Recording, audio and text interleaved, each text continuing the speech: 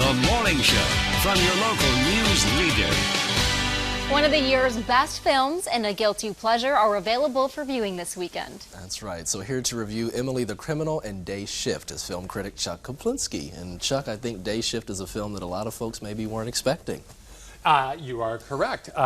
So you want to start with that one? Maybe so. Let's start with Day Shift and get it right. Yes, sir. Day Shift is premiering on Netflix today, and we have Jamie Foxx, and there you see he's a pool cleaner. Well, he's not really a pool cleaner. That's his day job. What he actually does is he hunts vampires, and here we see the opening sequence in which he's going to take one out in an extended fight scene that goes, well, it goes on too long. Apparently, and I bet you guys didn't know this, there is a vampire hunters union, and they are extensive, and this is what they do. They take out vampires, and apparently you get paid for the teeth. That's how you get paid. Wow. You bring in the teeth, the fangs, and that's how you get paid. Well, Jamie is in a little bit of a problem because he needs to raise money fast. His wife says, hey, I'm taking the kid out of town. I'm tired of your crap. And there's his daughter.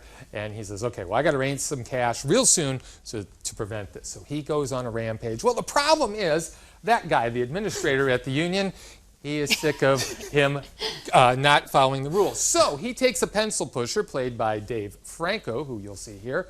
And this guy is just a big nerd. And that's another thing. His name is Bud Jablonski. The Jamie Foxx here. I want you to stop and think about that.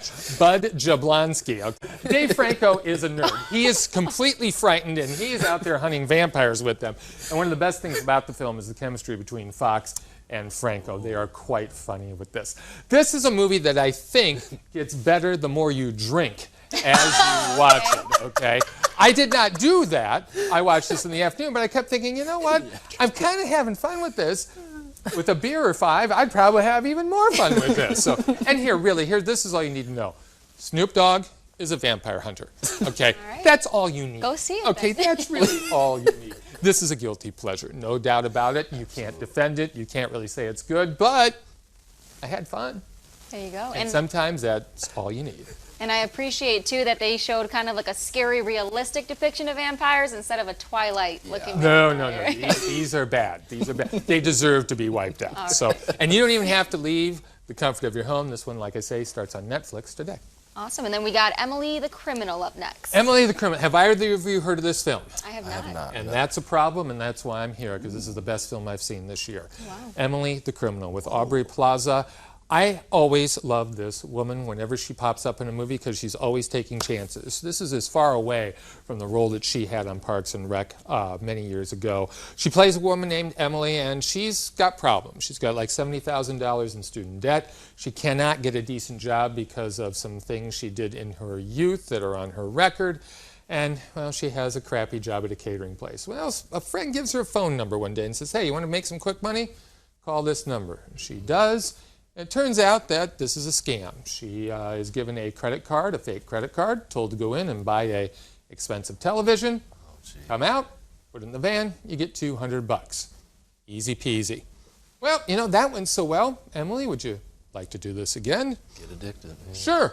Why not? And, you know, before you know it, that slippery slope she's on, suddenly she slides into this life in which she is making fake credit cards on her own, you see, making purchases on her own and moving merchandise on her own. And sometimes it doesn't go all that smoothly, but that money, that sense of desperation that she has is the thing that's driving her. I absolutely love this film, not only because of her performance, but because of how realistic it is.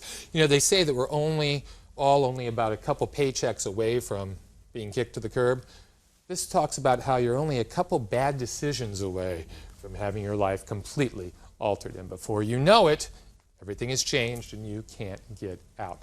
The ending, boy, the ending. I'm not going to tell you what the ending is, but it just left me with a chill up and down my spine because of how this thing all turns out. This is the type of movie that is an independent film. You haven't heard of it.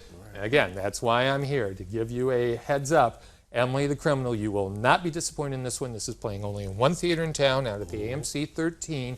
Check this one out. I will be talking about this, I'm quite sure, at the end of the year when we're talking about awards and best of lists. Not to be missed. All right, 2 great options for you there this weekend. Thanks so much for being here, Chuck. You bet. Good to see you.